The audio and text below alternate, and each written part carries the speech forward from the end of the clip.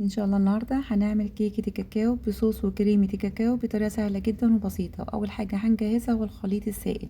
عندي 3 بيضات بدرجه حراره الغرفه، هضيف عليهم رشه من الفانيليا السايله وعليهم كوبايه من السكر. هخفقهم كويس جدا مع بعض، وممكن تستخدمي الخلاط الكهربائي. واول ما اللون معايا يكون فاتح بالشكل ده هضيف عليهم نص كوبايه من الزيت وكوبايه الا ربع من اللبن واخفقهم كويس، وكده اصبح معايا الخليط جاهز. عندي كوباية ونص من الدقيق، هضيف عليهم معلقتين كبار من الكاكاو غير محلى، واختاري نوع يكون كويس جدا. هضيف عليهم معلقة كبيرة من البيكنج باودر، رشة من الملح، وانخلهم كويس جدا مع بعض. وابدأ اضيف عليهم الخليط السائل واقلبه طبعا في اتجاه واحد ومن تحت لفوق بالشكل ده. واخر حاجة هنضيفها هي معلقة الخل الكبيرة، تدي هشاشة حلوة للكيك بالشكل دوت. طبعا هجهز صينية مدهونة سمنة أو زيت، طبعا حطي لها رشة من الدقيق أو رشة من الكاكاو.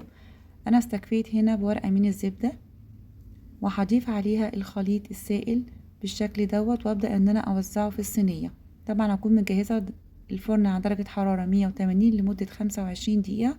وطبعا تسوية الفرن وتسوية درجة الحرارة حسب فرن كل واحدة عندها بيسوي ايه. هبدأ أجهز الكريمة.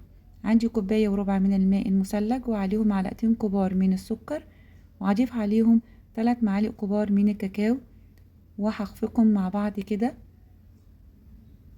لغاية السكر ما يدوب. أضيف عليهم كوباية من الكريم جانتيه وأبدأ أخفقهم كويس جدا مع بعض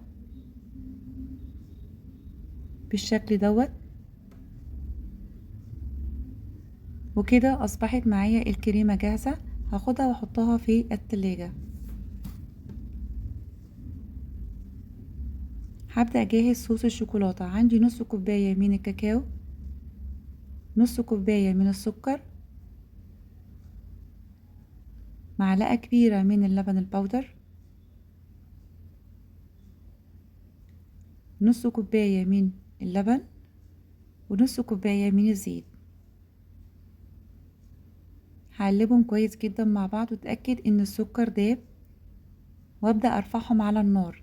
الخطوة دي لما احطها على النار بتدي طعم حلو قوي قوي للصوص ده، بدل ما بضربه في الخلاط ويبقى كده عادي يعني.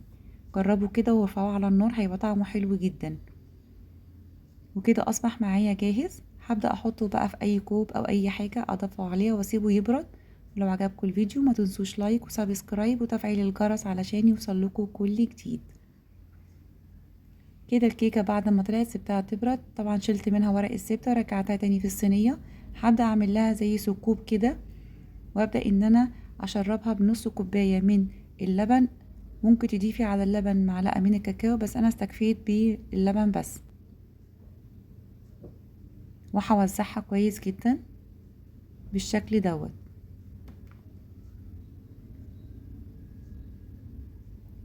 وابدأ ان انا احطها طبعا في التلاجة عشان تتماسك، وسويها بقى بالشكل اللي انتوا شايفينه ده كده. وكده بعد ما تماسكت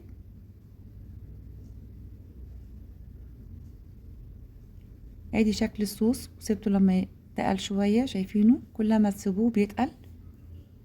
وابدأ ان انا اضيفه على الكريمة بالشكل دوت.